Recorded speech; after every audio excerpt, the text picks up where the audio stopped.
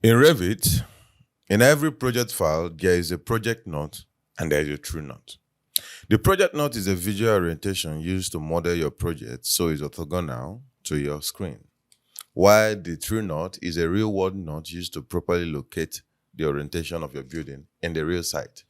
Hello and welcome back to Simple or Difficult. In this video, I'm going to show you how you can rotate your true note and your project note to suit your project needs. All right. So as you can see, when you look here in the orientation, you'll find out that I am in the true note orientation. If I change this to project note, it is going to reorient itself, in a way that I can easily put it on sheets. You get?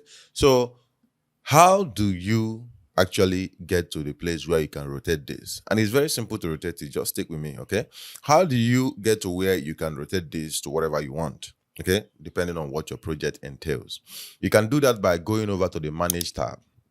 All right, when you come to the Manage tab, you will see position over here. You see location, you see coordinates, then you see position. Okay, when you click on that position, it's going to drop down. You see relocate project, you see rotate true note, you see mirror project, and you also see rotate project note. So like I said, I'm going to be showing you how you can rotate your true note and also your project note. It is very simple, and I'll be showing you right now. So to rotate your true note, all you have to do is click on this. Okay, you see what happened? It is saying you must be oriented to true note. Okay, you must be oriented to true note for you to be able to do that. So I'm going to close this, and I'm going to come over here, and I'm going to change it to true note. All right. So when I come back here and I click on rotate true note, it is already going to come out. Now, if you know the angle to which your building is tilted to the north, that is very good. Okay, all you have to do is come over here and type in those angles. Like now it's in 45 degrees. You can type in an angle like 135. It is going to, when you hit enter, it is going to rotate it in the other direction. All right. Okay, but usually if you do not know the angle to which it is rotated, you can rotate it using the north arrow.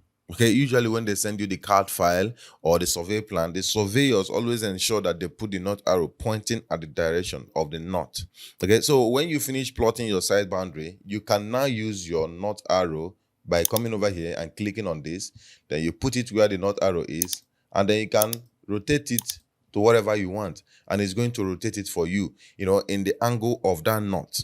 That is how you rotate your true north to the angle that you want. So now to rotate this project note, that's in place, okay? But now you have to ensure that you are on project note over here. So I'm going to come over here and I'm going to select project note, okay? Now I want to rotate it by 180. It is very simple to rotate it by 90 or 180. So when you come down to that same position, you click on it, okay? You will see orient project. Or rotate project note. So when you click on that rotate project note, you see 90 degrees clockwise, 90 degrees anti-clockwise, or 80 degrees. Now you can decide to maintain the text notes. What it means is when you select this thing, it is going to maintain how the text is oriented when you rotate it. Okay, now I want to rotate it 180 degrees clockwise. All right, it is just going to rotate it for me, no stress. Okay, as you can see, it has rotated it. All I have to do is click OK.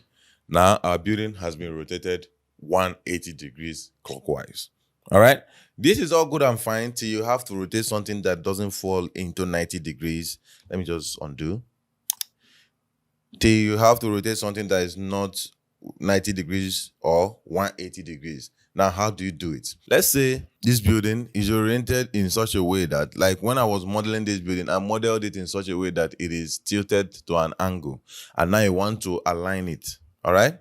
You want to make it straight. You can do that using reference line or any line even, but I'm going to use reference line, okay?